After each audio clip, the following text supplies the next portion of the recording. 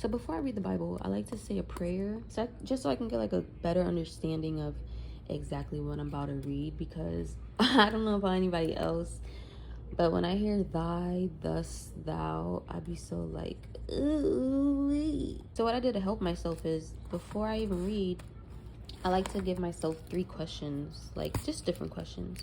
So today I put, what chapter did you read today? Was your fave part about the chapter? What questions do you have for God?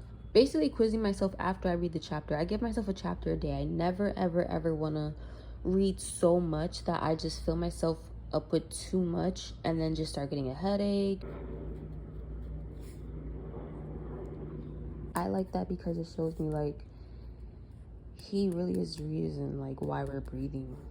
It's like such a reminder to know that. Me, I'm like an open book. Like, he knows I'm semi-slow, so my main question is, why did you create a tree of knowledge for good and evil?